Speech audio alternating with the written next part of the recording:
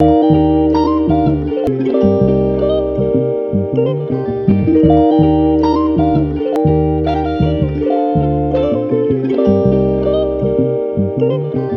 समय हमारी मौजूदगी है लोक नायक अस्पताल के बाहर। ये वही जगह है जहां से अभी कुछ देर पहले प्रधानमंत्री मोदी भूटान से लौटने के बाद उन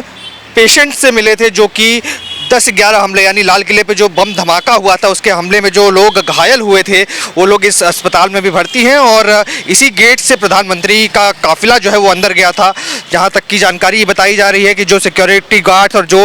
हॉस्पिटल के प्रबंधक आप देख पा रहे हैं उनको नज़रबंद कर दिया गया था सिक्योरिटी आने से पहले। प्रधानमंत्री के आने के तकरीबन आधे घंटे पहले ये जानकारी दी जा रही है कि उन्हें बिल्कुल ही नज़रबंद कर दिया गया था। जो पूरी सुरक्षा की जिम्मेदारी थी वो एसपीजी ने अपने हाथों में ले ली थी और उसी के ठीक आधे घंटे बाद प्रधानमंत्री अपने काफिले के साथ लोक नायक अस्पताल के इस गेट से एंट्री करते हैं और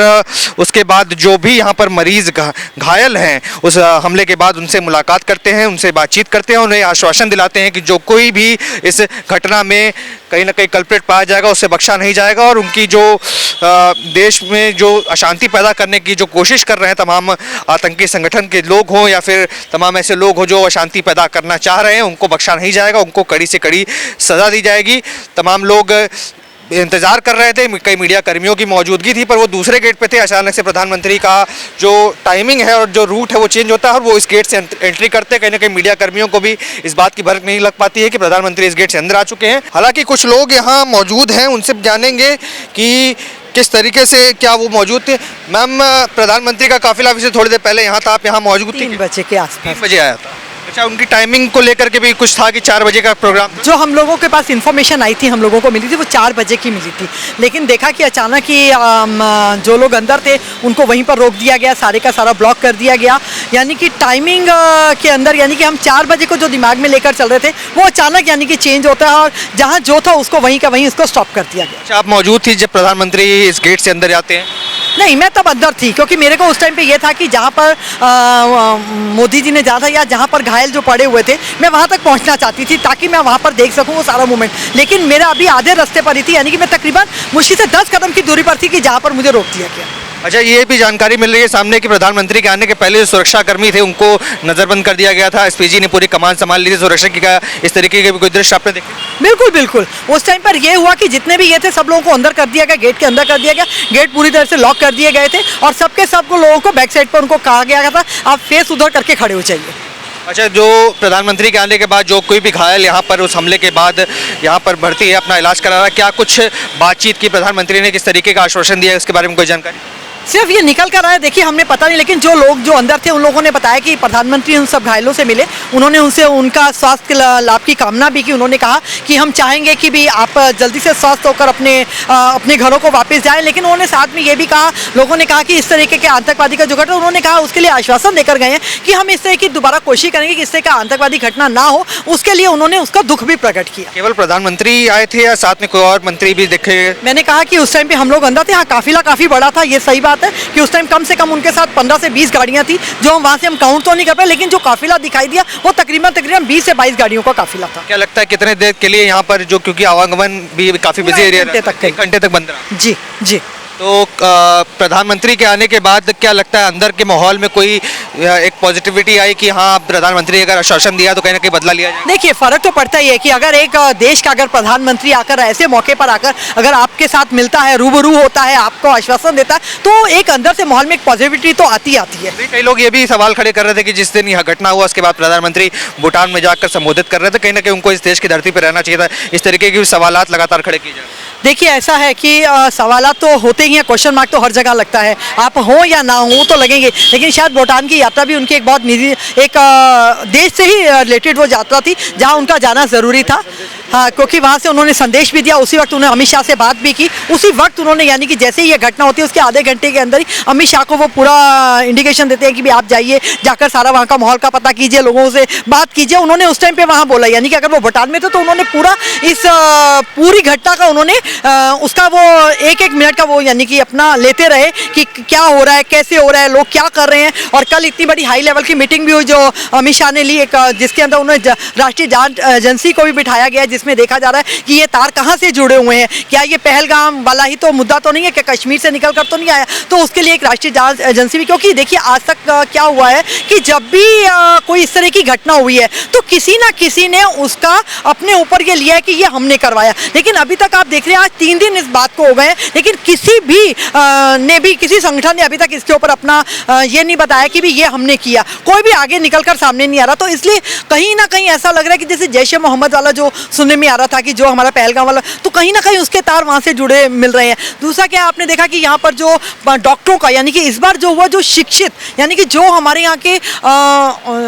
यानी कि जिसको हम यानी कि पिलर्स भी मानते हैं, जान बचाने के लिए जाना जाता है, ऐसे लोग जो है वो इसमें शामिल हुए, तो ये एक बहुत बड़ी घटना है कि जिसमें 5 डॉक्टर निकल कर आए, 5 डॉक्टरों की टीम निकल कर आई, जिसमें आप जल्दी से शक नहीं कर सकते। तो सब चीज़ें, बहुत सारी चीज़ें मिली जुली यहाँ पर दिखाई दे रही हैं। आप देख रहे हैं कि जिस तरीके का ये जो बना है, आप जल्दी से किसी पे, कोई डॉक्टर की अगर लिबास पहन के अगर आपके सामने आ जाएगा तो आप जल्दी से उसके ऊपर किसी तरह का शक नहीं कर सकते, चाहे वो कैसा भी क्यों ना हो। तो क्योंकि जो बंदा जान को बचाता है वो जान कैसे ले सकता है, ये सबसे बड़ी बात है। लेकिन अभी ये देखा जाए कि अगर कई बार मुझे ऐसा लगता है कि जैसे जो इन्होंने जिस विस्फोटक का इन्होंने प्रयोग किया वो ऑलमोस्ट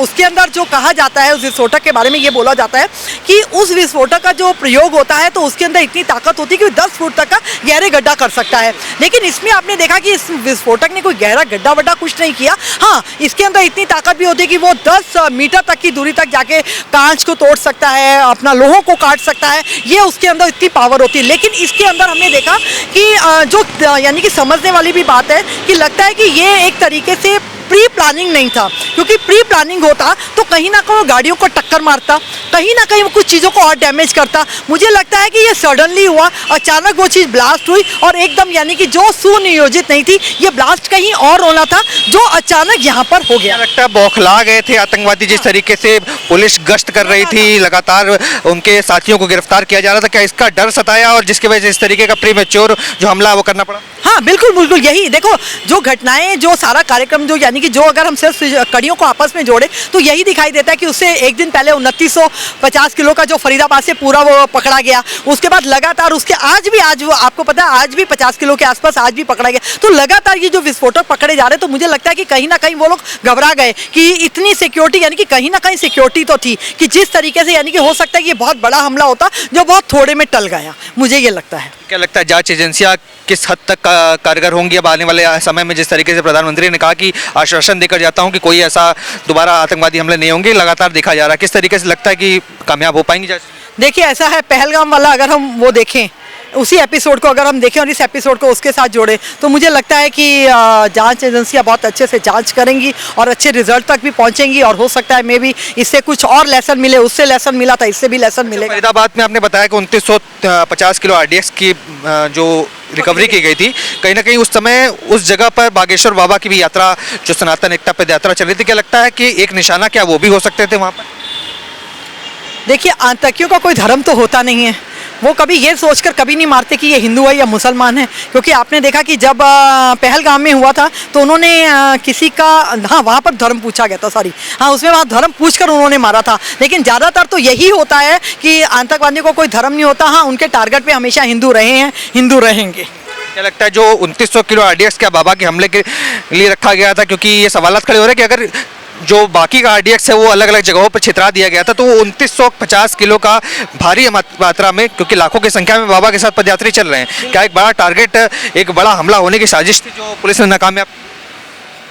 यदि हम उस एंगल से अगर हम देखें तो हम कह सकते हैं कि भी जिस तरीके से यात्राएं चल रही थी लगातार, हो सकता है ये सब हो सकता है, जिस तरीके से आपने बोला हो सकता है ये संभावना बन सकती थी, लेकिन हो सकता है ये टल भी गई। हम लेकिन ये नहीं कह सकते कि वो पर्टिकुलर उस पर टारगेट करता है, ये मुझे नहीं लगता, क्योंकि बाबा के साथ जो चलने वाली संख्या वो बहुत ज़्यादा नहीं थी। ज़्यादा संख्या जो है, जो आपके जो मेन जो इलाके होते हैं जैसे लाल किला हो गया, इस तरीके के जो इलाके होते हैं वो ज़्यादा टारगेट पे रहते हैं, उस पर ज़्यादा जान माल की हानि होती है। बहुत शुक्रिया। देखिए किस तरीके से